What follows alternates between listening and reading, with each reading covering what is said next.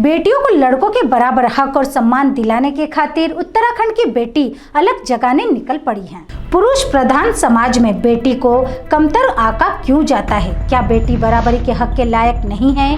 बेटियों को बराबरी का हक दिलाने और उनके मान सम्मान के लिए एक बेटी कश्मीर से कन्याकुमारी तक दौड़ लगा रही है। उत्तराखंड प्रदेश के उधम सिंह नगर में रहने वाली अंजू राठौड़ नारी सशक्तिकरण और बेटी को बेटी के समान हक दिलाने के लिए कश्मीर से कन्याकुमारी तक दौड़ लगा रही हैं।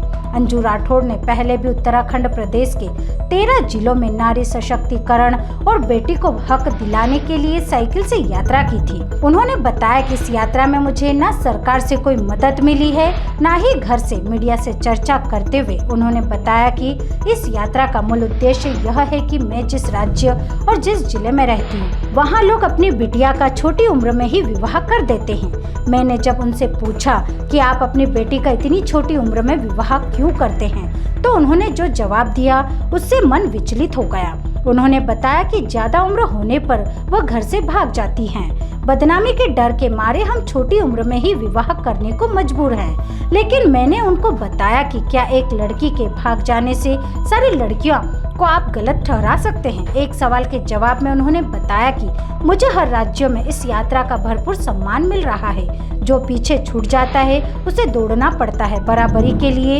इसलिए मैं दौड़कर प्रत्येक बेटी और उनके माता पिता को यह संदेश देना चाहती हूँ कि बेटी को बेटे के समान ही शिक्षा और खान पान रहन सहन दिया जाए, तो बेटी भी बेटों से कम नहीं है।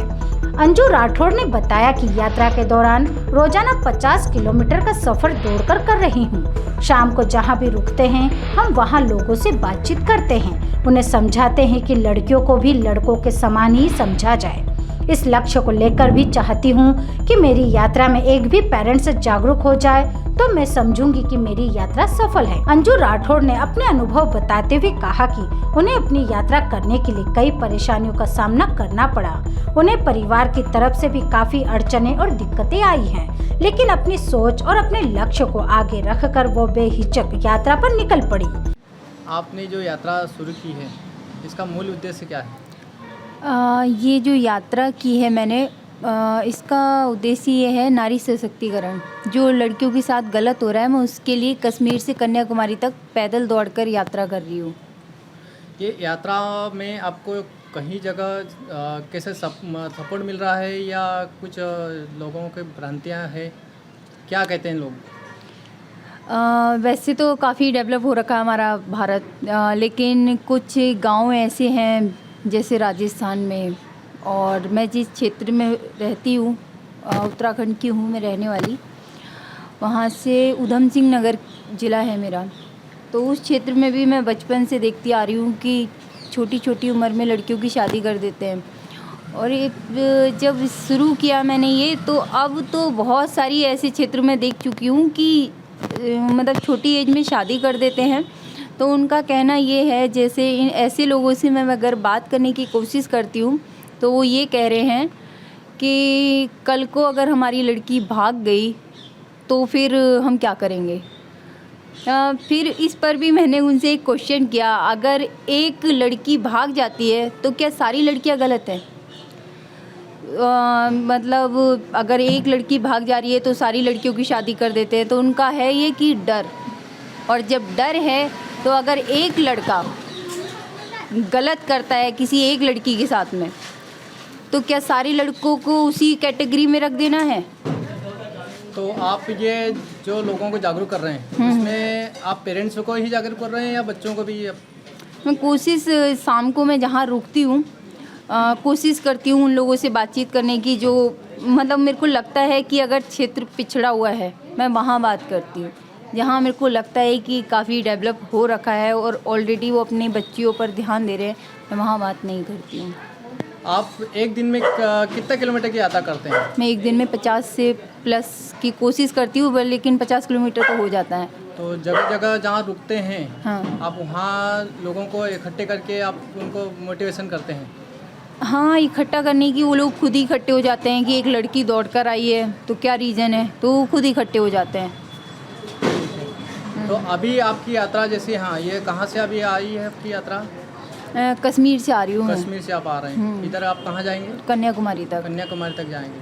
हाँ। तो यात्रा ये आपकी चल रही है, ये यात्रा मान लो जैसे मेन रोड पे ही चल रही है कि अंदर गांव जैसे शहरों में भी जाती है? मैं गांव होती आ रही हूँ। गांव में भी जाते हैं आप? हाँ। और कहाँ इसका स्टे कहाँ रहता है आपका रात नाइट में? स्टे ज़्यादातर मंदिरों में रहता है, वो सेफ है। हाँ, और वहाँ जाके आप जैसे नाइट में आप लोगों को मेडिटेशन के लिए थोड़ा सा उनको जागरूक करने के लिए कुछ बातचीत करते होंगे? उनसे तब मैं बातचीत करती हूँ शाम को जब। तो ज़्यादा करके आपको गांव में सपोर्ट ज़्यादा रहता है कि शहरों में? अगर इस मामले में मैं देख रही हूँ तो गांव के लोग ज़्यादा सपोर्ट करते हैं। रहने की जगह मुझसे मेरी आईडी वगैरह भी नहीं मांगते, लेकिन शहर के लोग इस मामले में बिल्कुल अलग हैं। उन्हें इस चीज़ से मतलब ही नहीं है कि सामने वाला इंसान किस लिए आया है और किस पर्पज़ से चला है। आपको ये भावना कैसे आई कि ऐसे यात्रा करना चाहिए? मैंने कंप्यूटर साइंस से डिप्लोमा कर रखा है और आगे मैं बीटेक करना चाहती थी। और जैसे कि मैं बता रही हूँ कि मेरे क्षेत्र में छोटी लड़कियों की शादी कर देते हैं, तो उनके हिसाब से मैं तो काफ़ी बड़ी हो गई, तो मेरी शादी का भी वही दबाव रहा। घर वाले मतलब परिवार पे सब लोग पड़ोसी वगैरह और रिश्तेदार बोलने लगे कि शादी कर दो, लेकिन मैं शादी नहीं करना चाहती थी, मैं आगे पढ़ना चाहती थी, नहीं हो पाया। फिर मैंने मतलब उस पर जिद करके मैं मैराथन की तैयारी करने इंदौर आ गई।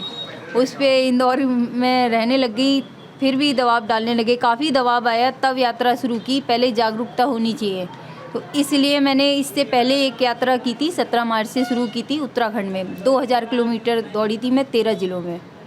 तब भी यही उद्देश्य था मेरा, नारी सशक्तिकरण।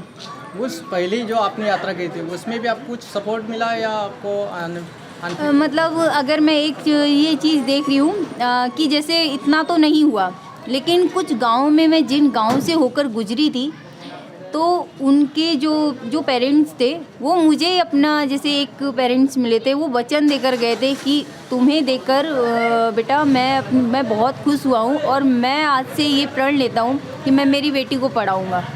तो मुझे इस बात से बहुत खुशी हुई कि अगर एक इंसान भी जागरूक हो रहा है तो मेरी यात्रा सफल है। Thank you. आपका परिचय? मेरा नाम अंजू राठौर है और मैं उत्तराखंड उधम सिंह नगर की रहने वाली हूँ। Bureau report Khargone.